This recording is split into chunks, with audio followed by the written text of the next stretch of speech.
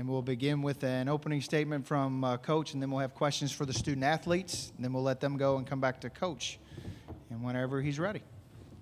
Okay, thanks. A great win for us. We're thrilled against an outstanding Miami team, and you could tell by that first half, both teams just couldn't stop each other. Both of us are man-to-man teams. Both of us went zone because we just couldn't guard each other. And I just thought we kept it going. Look at the offensive numbers. I mean, Miami shot 53%, 58% from three. It was just two very good teams, but I thought we just defensively in the second half really, really stepped up. If you look at the numbers, it's kind of crazy to think that was good defense, but I'm very proud of the second half defense. And when you play great teams like Miami, that's going to happen, and we just got more stops than them. Thanks, Coach. We've got a question here in the back on the aisle and then in the middle on the right side. Pat Forty from Yahoo Sports for Ryan. You guys coming into the tournament were an iffy three-point shooting team, and you've been making 53% so far in the NCAA tournament. What has been the difference? I think we're just taking better shots throughout the season. We didn't really mix it up of catching and shoot and getting in the lane and kicking out to guys, and I think we're doing that now. We're taking what the defense has given us and while being aggressive. So we're trying to get those threes up. But if they're not wide open ones, we'll try to get in the lane and make a play for someone else. Okay, on the right side here. Joe Giuliano, Philadelphia Inquirer for Ryan. You came out very aggressively tonight. Was it a mindset, or did you just see something in the films that enabled you to get open shots?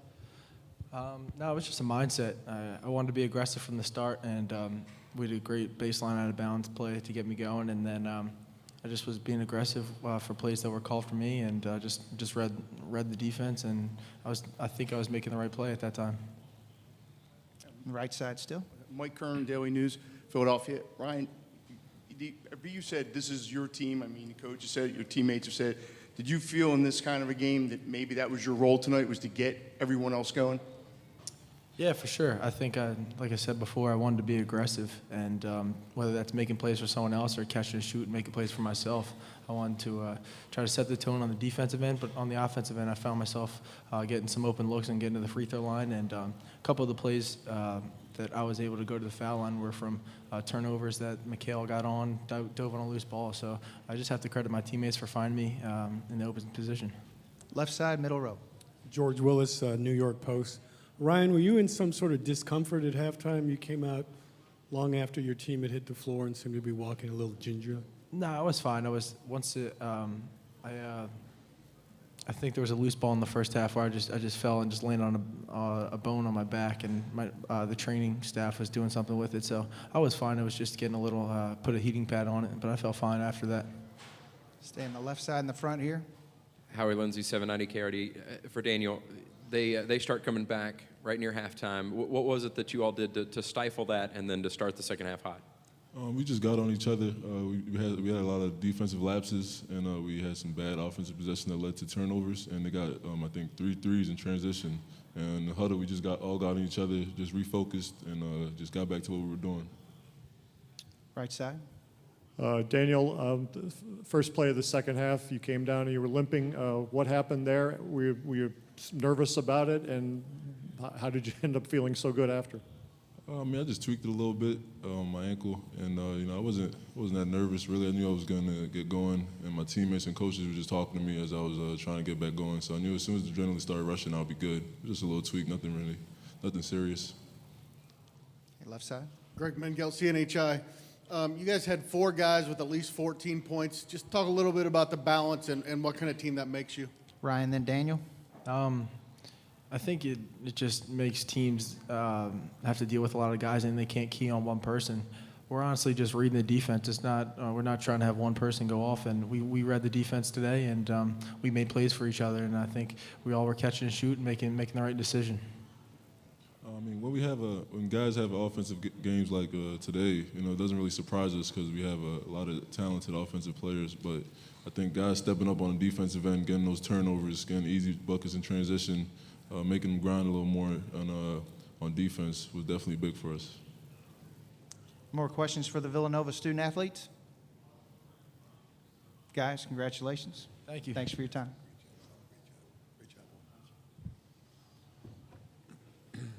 Start with questions for Coach. Start here on the right side. Jay, Ryan's start tonight, that's as aggressive as we've seen him come out maybe all season. What did you think of it, and was that kind of a plan to have him go out there and try to be more aggressive than normal? No, it really wasn't a plan. I think we've said over the season, he just has a way of knowing what the team needs at each individual time. I'm sure I haven't got to talk to him about it yet, but I'm sure he thought, okay, we're in the Sweet 16. I'm a senior. I'm gonna make sure we get going the right way. Mike Kern, Philadelphia Daily News. Jay, you've been around him for 4 years.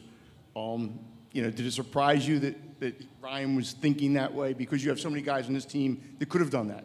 Yeah, it did not surprise me, and we've seen this at Villanova.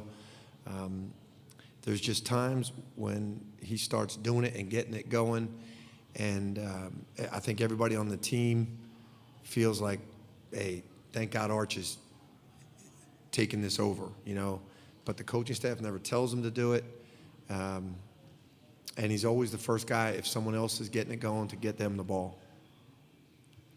In the back on the aisle. Yeah. Jay, I'll ask you the same question I asked Arch. Just what have you seen that you think caused the big uptick in three-point accuracy in the postseason here? I think that what Arch is saying is we've got some new starters. Jenkins is starting for the first time. Hart is starting for the first time. Brunson's playing for the first time. Bridges is playing for the first time. We got a lot of young guys. In our program, we have a saying, shoot them up and sleep in the streets. We want the guys to start aggressively. And if you saw our game against Oklahoma early in the year, we were very, very aggressive shooting threes, very unintelligent shooting threes. But we want to be that way, and then over the course of the season, refine our decision-making, but staying aggressive. And I think we have been able to play long enough that we're making our best decisions right now. I think you're seeing the best of our decision-making from three. And so when good shooters take good shots, you're going to make them.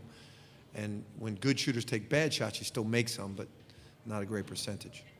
Coach, over here in the left on the back. Jay, as well as the team is playing on both ends of the floor, could you be any more pleased with how hard they're playing? It just seemed like every loose ball, every offensive rebound, every ball on the floor, they were getting just about all of them. Yeah, I'm really pleased with their intensity, and it all comes from them. You can just see they're hungry. They're hungry to advance. They're hungry to prepare. It's all coming from them, and that's when you're a good team. When the players take over responsibility for all your core values, you're a good team. And it's Daniel and Arch, the seniors, but it's everyone else buying in. And we're definitely playing our best basketball right now. We haven't played this well in any game this season, but that's your goal.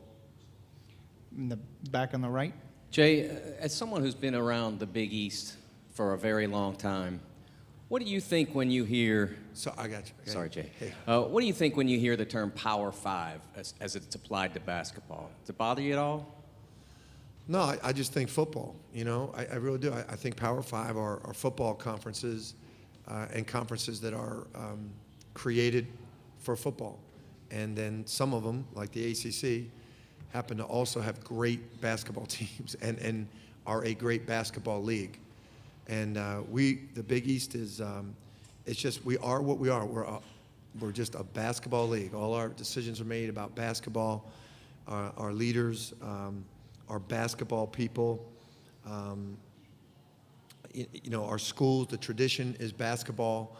I'm not saying it's better than anybody. It just is what it is. If you're a basketball person, that's where you want to be. Our commissioner's Val Ackerman. She's a basketball person. Stu Jackson's right here. Basketball. It's pure basketball. It's for basketball purists. Thanks, Coach. Now here in the middle, then we'll go to the back again. Bob Ford, Philadelphia Inquirer. Jay, Chris Jenkins, he really sort of started this run maybe a week and a half, 2 weeks left in the regular season. You've always said he was the best, or if not the best, among the best pure shooters on your team. Have you guys found him more? Has he made himself more available? Have the games just gone toward him? And what exactly is his range? Really what's happened is he was overweight, and he really cut a lot of weight, but he had always played as an overweight player, out of shape player. And last year he cut weight, but he still didn't know how to play like a finely conditioned player. About halfway through this year, so we always would have to take him out because he would be tired or just not playing with a lot of energy. About halfway through this year, he really found his stamina, he found his stride, and he played defense consistently, rebounded consistently, so we could keep him on the floor, and he's a great scorer. If you keep a great scorer on the floor for 35 minutes, which he played tonight, he didn't used to be capable of that. He's going to get numbers, and that's what you see him doing. And he does have tremendous range. I don't like a couple of those that he took. He's the most confident offensive player. Scotty Reynolds was like that. He just believes he's making every shot, and he can score from anywhere and well beyond the NBA three-point line. He believes in it. I see him when he's shooting on his own. He does it. And he does have extraordinary range. Okay, we're going to go 3 more. We're starting here, then the back, and then in the middle. You just gave us a flashback with Scotty Reynolds, by the way. But, all right, so shoot 'em up, sleep in the streets. Where did that come from, and what is it meant to convey? I think it came from a guy that played for I read a book about a guy that played for the Buffalo Braves. It was either Kevin, help me here, guys. It was either Kevin Reardon. It was either Mike Reardon. It might have been Mike Reardon. He had that. I just read a book, and he said that, and he was a great shooter. And the concept is, to be a great shooter, you have to be willing to keep shooting, even on a night when if you don't make them, no one's going to let you come into their house. They're going to make you sleep in the streets. You were so bad. You can't fear. If you're going to be a great shooter, you can't fear sleeping in the streets. And we talk about that all the time. But then we want them to start with that confidence, but then learn how to be the intelligent basketball player and make good decisions. Okay, last 2. We'll start in the back, and then right here in the middle. Coach, Will Clark, WHAS Radio. Obviously, your Elite Eight opponent is being determined as we speak, but is there a preference between either Kansas or Maryland you'd like to see? No, neither of them really would be nice. A lesser talented and well-coached team would be good. We have no ego with that. We would just want to advance.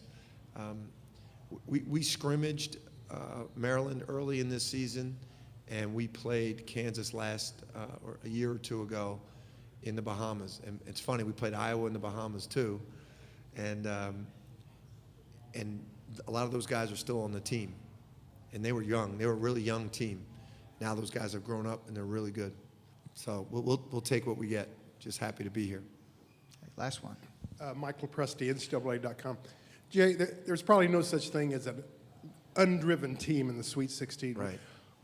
But what can past disappointment put into a team and drive it? And are we seeing some of that right now in the last couple of weeks? I think you see in our seniors and juniors, I really don't think they look at those last 2 years as disappointment. We've really tried not to make it disappointment to them. We lost to Connecticut, who was the national champion, and we lost to a very, very talented NC State team who had won at Louisville, at Carolina, beaten Duke, and we played good games in both of those games. We just got beat, and we made sure those guys didn't ever look at that as a disappointment. We were proud of them, and we wanted them to be proud of themselves.